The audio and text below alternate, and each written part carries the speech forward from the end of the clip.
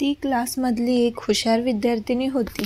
सर्व काही दृष्ट लागल्याप्रमाणे घडून गेलं होतं. स्वप्नाहूनही सुंदर अशा त्यांच्या दुनियेवर काळाने अशी झडप घातली की त्या दुनियेतील सर्व सुख काळ आपल्याबरोबर घेऊन गेला होता.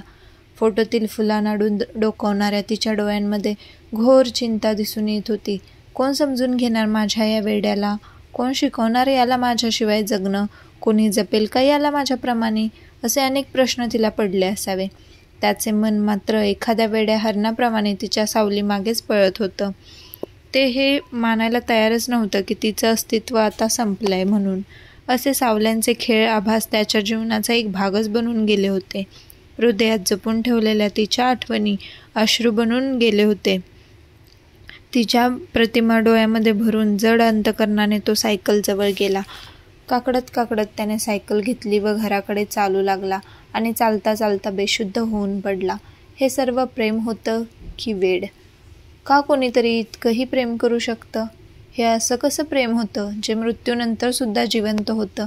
खरंच त्याच्या वेडेपणाला मृत्यूच्याही मर्यादा कमी पडल्या होत्या. या अगोदर तो खूप चांगला असायचा. क्षणोक्षणी त्याच्या चेहऱ्यावर आनंद असायचा, पण त्यानंतर त्याच्या चेहऱ्यावर हास्य कोणी पाहिलेच नाही. आता त्याने आपल्या मनावर ताबा मिळवलाय. सर्वांशी तो चांगला वागतो, अगदी पूर्वीप्रमाणे.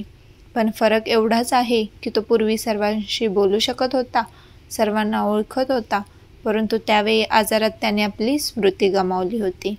त्या दोघांच्या सुखासमोर स्वर्गसुद्धा फिका पडत असावा म्हणून देवालाही हेवा वाटला आणि जे खरोखर चांगलं घडत होतं तेथेच नशीब तोडकं पडलं. हा प्रश्न तर फार पूर्वीपासून अनुत्तरितच आहे. असंच नेहमी का घडतं? का?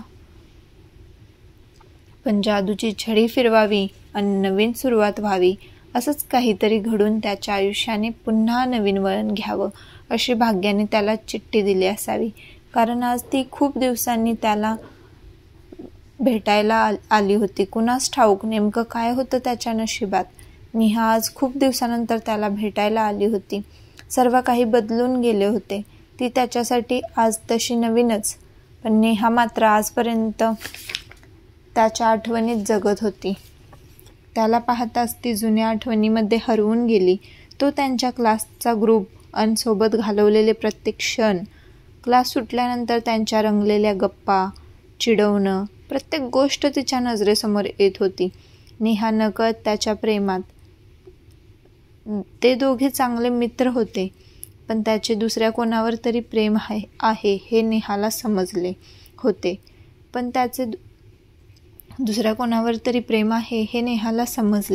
म्हणतात ना, प्रेम असंच असतं, कधी कुठे कोणावरही जडतं. अगदी तसंच त्या दुसऱ्या मुलीचंही त्याच्यावर खूप प्रेम होतं. म्हणून नेहाने तिचं प्रेम व्यक्तच केलं नाही. त्याच्या आनंदासाठी तिने स्वतःला आवरलं आणि तेव्हा ती त्याच्यापासून दूर निघून गेली, तेही फक्त शरीराने. कारण तिचं मन कायम त्याच्या जवळ असायचं. नेहा आणि तो खूप जवळचे मित्र. ते प्रत्येक गोष्ट एकमेकांशी बोलून दाखवत, एकमेकांची काळजी घेत. त्यांच्या मैत्रीवर त्यांचा खूप विश्वास होता. पण अचानकपणे नेहाच दूर निघून जाणं त्याच्या लक्षात आलं नाही. तो मात्र त्याच्या प्रेयसीसोबत आनंदाने राहत होता. पण त्याच्या नशिबात तो आनंद फार काळ टिकला नाही. कारण एका अपघातात तिला तिचा जीव गमवावा लागला. हा धक्का तो सहन नाही करू शकला. हे सर्व नेहाला तिच्या एका मैत्रिणीकडून समजले आणि मग तिने पुन्हा त्याची वाट धरली. कारण आज त्याला तिच्या मैत्रीची गरज होती. पण तिच्यासमोर अनेक प्रश्न उभे राहिले. तो आपल्याला स्वीकारेल का? आपल्याशी आयुष्यभराचं नातं जोडेल? पण या सर्व प्रश्नांची उत्तरं एकाच शब्दात होती, त्याची असणारी मैत्री. तिला तिच्यावर पूर्ण विश्वास होता. नेहाचा आणि त्याचा संवाद चांगलाच रंगला.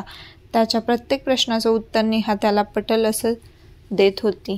बराच वेळ झाला होता. नेहानेही मग आता स्वतःला आवर्त घेतलं. कारण इथून पुढे तिला 2 कठीण परीक्षांना सामोरं जायचं होतं. एक म्हणजे प्रेमाची आणि दुसरी त्यांच्या मैत्रीची. पण दोन्हीतही ती त्याच्यासोबत होती. काही वेळानंतर तिने त्याचा निरोप घेतला आणि पुन्हा भेटू असं म्हणून निघून चालली. पण तो मात्र त्याच्या विचारांत गुंतला. शोधू लागला तो धागा जो तिच्यापर्यंत पोहोचत होता. कारण त्याला खूप दिवसांनी मनमोकळ्या गप्पा करणारं भेटलं होतं. तिच्या पाठमोऱ्या आकृतीकडे ती दिसेनाशी होस तर तो पाहत राहिला. काय माहीत त्यांचं प्रेम बहरणार होतं की नाही, का अजूनही देव त्यांच्या नशिबाची थट्टा मांडणार होता. आकाशात रात्रीचं सुंदर चांदणं पडलं होतं. त्याच्या खोलीतील दिवा अजूनही तेवत होता. बहुधा तो जागाच असावा. तेवढ्यात त्याच्या आईच्या पायांचा आवाज कानांवर पडतो. आई, अरे झोप बाळा, आता खूप उशीर झालाय. तोही म्हणतो. तो हो म्हणतो आणि आई निघून जाते. पण त्याच्या डोळ्यांवर झोप कसली येते? कारण 2 दिवसापासून तो फक्त नेहाचा विचार करत होता. ती भेटल्यापासून त्याला अनेक कोडे पडले होते आणि त्याची उत्तरं त्याला सापडत नव्हती. म्हणून तो सकाळी डोळा उघडल्यापासून ते रात्रीपर्यंत तिच्या वाटेकडे टक लावून बसायचा. नेहाला भेटण्यासाठी आतुरलेला त्याचा जीव कासावीस झाला. आज तो दिवस उजाडला. सकाळीच नेहा घरी येऊन बसली होती. अजून त्याचा डोळाही उघडला नव्हता. कदाचित कालची रात्रही तो नीट झोपला नव्हता. तोपर्यंत नेहा त्याच्या आईशी गप्पा मारत बसली. त्या माऊलीने हुंदके देत सर्व व्यथा नेहासमोर मांडायला सुरुवात केली. आजपर्यंत डोळ्यात साठवलेल्या अश्रूंना तिने मोकळा रस्ता दाखवला. ती निघून गेल्यापासूनची सर्व हकीकत आई तिच्यासमोर मांडत होती.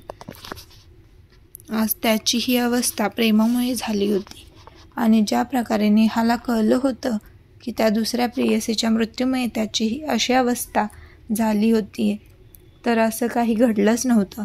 कारण नेहा गेल्यानंतर तो खूप अस्वस्थ असायचा, एकटा राहायचा. ही गोष्ट त्याच्या प्रेयसीच्या लक्षात आली आणि त्यावरून त्या दोघांची भांडणी झाली.